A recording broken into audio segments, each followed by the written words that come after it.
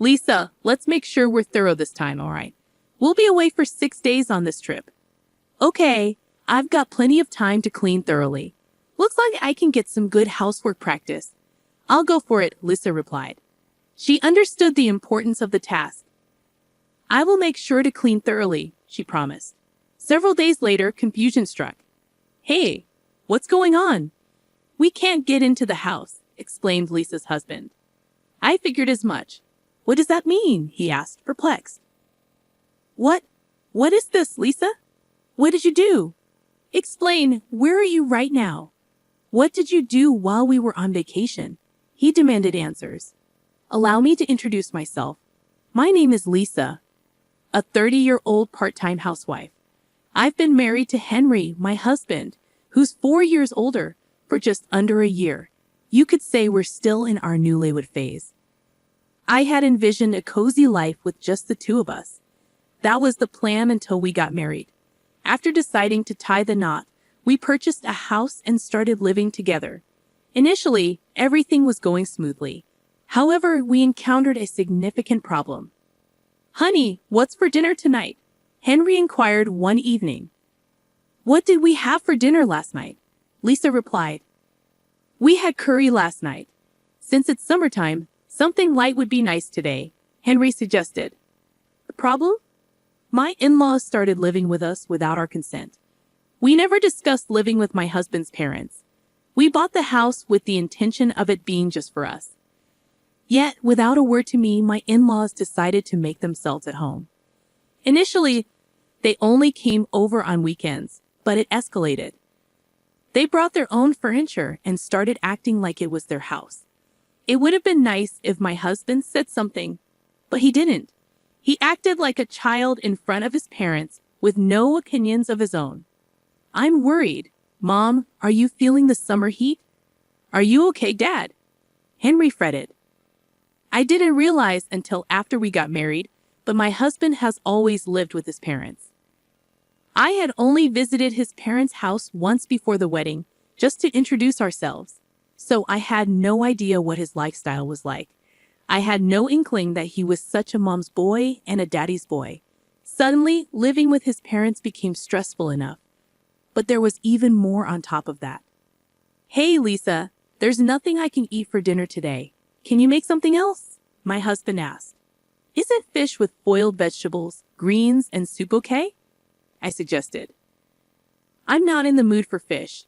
I wanted meat today, he replied. My mother-in-law was acting like a princess as usual. She always found something to complain about, this or that. I don't have any meat right now, she announced. Oh, is that so? Let's order delivery then, I proposed. My mother-in-law then started ordering luxurious hors d'oeuvres, not the sort of thing one would usually order on a weekday. It's fine if she wants to splurge with her own money, but... I began. Hello, I'll take one of those luxurious hors d'oeuvres. Yes, you can charge it to the usual card, my mother-in-law interrupted, revealing that she had registered my card without my permission. At first, I was shocked and asked why she would do such a thing. Because everyone will eat. I order, right?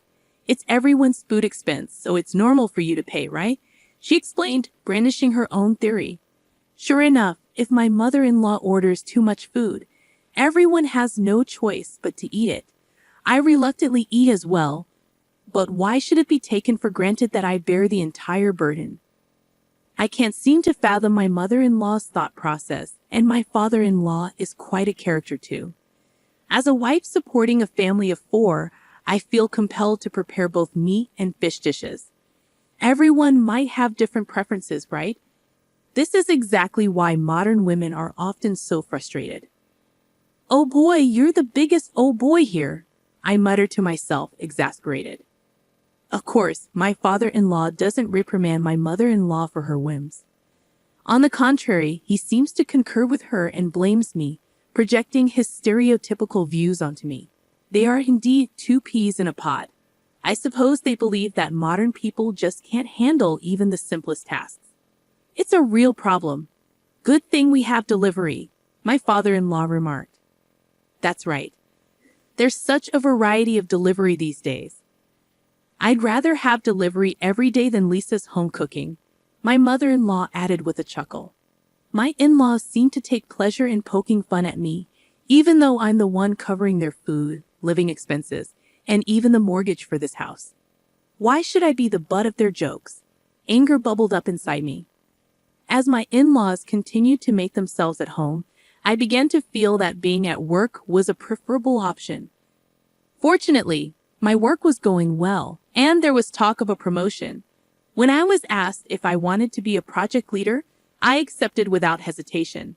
I figured that if I kept myself busy, the stress from home would lessen. The days when I couldn't prepare meals increased, and if my in-laws ordered delivery, it couldn't be helped. At this point, I prioritized getting away from my in-laws.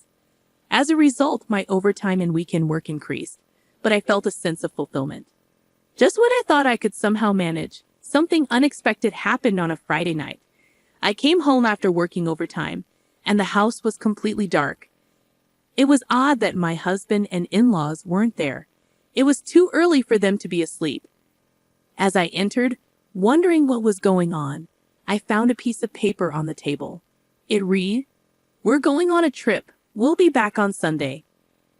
What I hadn't expected to encounter, perhaps even more than anger, was the sight that greeted me when I stepped into the room. It was cluttered with delivery containers and empty drink bottles. It was typical for my in-laws and husband not to do housework or tidy up, but they could have at least disposed of the trash before leaving. Frustration surged within me, and despite raising my voice, there was no one there to hear me. Feeling hollow, I took it upon myself to clean up the mess. As I sighed and filled bags with trash, a sudden thought crossed my mind. Where did they get the money for this trip? A chill ran down my spine. Opening the banking app on my phone, I checked the credit card activity. The sight before me was staggering. A few $1,000s charged from a company that appeared to be a travel agency. In a panic, I tried calling my husband, but there was no answer. Suppressing the urge to hurl the phone in frustration, I resorted to checking his social media accounts. And there it was, a picturesque beach scene captioned, "Beautiful beach. It's so pretty." The people in the photo didn't look American. Could it be? Further investigation revealed they were indeed in Bali. The realization hit me like a ton of bricks. I had never imagined they would go on an international trip without informing me. Drained and overwhelmed, I couldn't help but acknowledge that my husband's income hardly covered such extravagances. The main source of income was my salary, and I had been diligently saving as much as possible. I was consumed with worry about the future, but that all changed when my in-laws arrived. The mere thought of my husband and his parents using my hard-earned money to enjoy themselves at a resort ignited an uncontrollable fury within me. All the vague stress I had been feeling began to coalesce into clear, coherent thoughts. Why? How? What were they thinking? And until when? The endless contemplation of the future spurred me into action. When my husband and in-laws returned from their trip, slightly tanned, I found myself immensely irritated. However, I chose to keep my feelings to myself. We had such a good time. Going abroad is definitely worth it, and the cost for food and accommodation was so cheap, my in-laws exclaimed. I bit my tongue, resisting the urge to question who they thought was footing the bill for their escapades. As my husband engaged in conversation with his parents, his immaturity shone through. Begging for a summer vacation trip at the age of 35, he seemed like a child. Witnessing this behavior, a wave of disgust towards him surged within me. Attempting to regain my composure, I focused on preparing dinner. As frustration simmered beneath the surface, I mechanically moved my hands. Then my mother-in-law's remark cut through the air like a knife. "Oh my, there's so much dust here," she commented, running her fingers over the leaves of a houseplant. "That's not good," muttered my father-in-law, casting me a fleeting glance. "I didn't take Lisa because she had housework to do, and you didn't clean. What kind of day off was that?" My husband took the opportunity to criticize me. Unable to hold back, I asked again, "Because if you had done your housework properly all the time, I would have taken you on the trip." I didn't invite you because I was thinking about you with all your housework. Aren't we all, me, Dad, and Mom, considerate? My husband said this with a straight face. Thanks for your thoughtfulness, I replied, suppressing my anger. My face twitched, and I turned my back, pretending to take ingredients from the refrigerator. Are you out of your mind? I shouted inwardly. I couldn't believe it. Leaving the house messy, taking a vacation with my money, and then coming back to say that. The amount of money spent on the credit card, which I checked while my husband and in-laws were traveling, made me even angrier. Did they go to a spa or a really nice restaurant? Even for Bali, where the cost for food and stay is relatively low, large payments were constantly added. How much have they spent without my consent so far? I couldn't help but think about it. 1, 10, 100,000, 10,000, I calculated in my head. Yeah, a couple $1,000s isn't impossible. And considering that they've taken over this entire house, I could estimate even higher. I was totally fed up. Once they got a taste of traveling with my money, my husband and in-laws started going on trips more frequently. My card was being used as a matter of course, but I didn't interfere. For several months, I silently observed the foolish acts of my husband and in-laws. Then one day, my mother-in-law said, "We're going to Hawaii. Could you please increase the credit card limit?" "Sure, I understand," I answered. My mother-in-law was completely looking down on me. Did she think I'm some soldier who does whatever she says? Shouldn't have I a new swimsuit? In her ridiculous age, she's flipping through a swimsuit brochure, looking excited. Well, she's going to use my money anyway. Just you wait, I cleared it. My cheerful mother-in-law was so engrossed in the brochure she didn't even notice the day my husband and in-laws left for Hawaii. The room was the messiest it had ever been. My husband and in-laws were apparently heading to the airport soon, and they were busily checking their luggage. As usual, they seemed to have no intention of cleaning up the room. "Oh, Lisa, make sure you do it right this time," my mother-in-law told me. "It's a long trip this time, 6 days. Plenty of time to practice your house chores." "Good luck, Lisa," my father-in-law added cluelessly. What is he talking about? Seeing it was about time, all three of them started to rush. They're chatting and leaving, looking genuinely excited. "Understood, I'll make sure to clean thoroughly," I said, though they probably didn't hear me due to their chatter. 6 days later, the day my husband and in-laws were to return home, I was gazing at the night view. Even though it was a weekday, I had taken a rare paid day off and was enjoying a drink in a lavish hotel. My husband calls. I let out a sigh, leave my seat, and answer the call. "Hello? What the hell is going on?" "I can't get into the house." My husband sounds quite panicked. "I thought as much," I said calmly. "What do you mean? What's happening?" My husband asked frantically. "It's not surprising you're freaking out. After all, the house is vacant. There should be a for sale sign at the entrance, and not a single piece of furniture should be visible from the windows," I remarked. "Lisa, what have you done?" my husband demanded, his voice rising. "Where are you? What did you do while we were away?" I could hear my mother-in-law and father-in-law yelling in the background. "I cleaned up just as ordered," I answered nonchalantly. "Well, as all three of you were left stunned," I decided to explain. "I went ahead and put the house up for sale, the land too. It's completely clean now, nothing's left inside." "You foolish woman," my father-in-law yelled. "What foolish thing have I done? Who's been doing foolish things, I wonder?" "You all sure had a great time using your daughter and money and living it up," I retorted. "Lisa, don't be mean.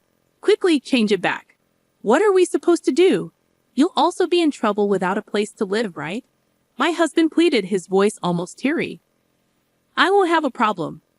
The house was bought by me in the first place, and all I did was sell it. I've decided on my new place to live. Yes, the house was purchased with my considerable income. Of course, it's under my name. It was a house to which my husband had no rights," I explained firmly. "How could you? It was our home. How could you sell it without permission?" my mother-in-law exclaimed. "Please save your sleep talking for when you're asleep. It was never your home to begin with.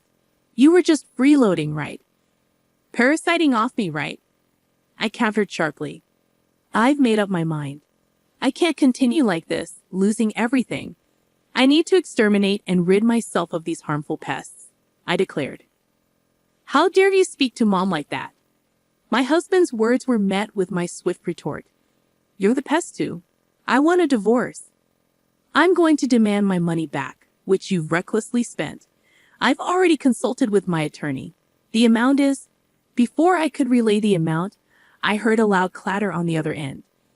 It seemed that my husband, in shock, had dropped the phone. What happened, Henry? What's wrong? The voices of my mother-in-law and father-in-law echoed clearly, worried for their son. Oh, Dad. My husband started crying like a child through the phone. I could only pull back in disbelief. Knowing that any further conversation would be futile, I hung up the phone and sat back down, sighing. It had become second nature to me, but today, it was different. It was a sigh of relief. At last, I had finally cleaned house. Good job, I toasted to myself, sipping champagne. My husband and in-laws seemed to have no choice but to return to their family home. Well, they had nowhere else to go, after all. During the months from my decision to divorce until I actually brought it up, I found out that their home had turned into a hoarder's paradise. When I visited to introduce myself before marriage, the place didn't seem so disheveled. They must have hired professionals to temporarily tidy it up. Their house had a long-standing reputation in the neighborhood as a hoarder's home. Perhaps a messy house suited my messy husband and in-laws more than a clean one. Though my husband was reluctant about the divorce, he quickly accepted when confronted with my attorney, sobbing as he signed the agreement to pay me back the money they spent. It's not an amount he could easily afford with his salary, but it's only fair since he was the one who created the situation, recklessly indulging in luxuries with other people's money. And so I managed to completely sever ties with my troublesome family. However, I must regret the fact that I married such a man in the first place. Before we got married, I somehow managed to spin his troublesome traits in a positive light, finding him charming and laid back despite his flaws. Maybe I was too desperate as I approached my 30s. While occasionally venting about this to my colleagues, I go about my daily work. Will I be single forever from now on? I ponder aloud. You're still young. Don't say things like that. My colleagues play along with my complaints and jokes. You're right. I shouldn't give up hope. I concede. Would you consider someone younger? One of my subordinates asks. Was that a joke? Looking up, I see that their face is serious. Don't hoard unnecessary things. Cleaning is important, but maybe, just maybe, I don't need to give up hope, I realize. These days, I find myself pondering such things.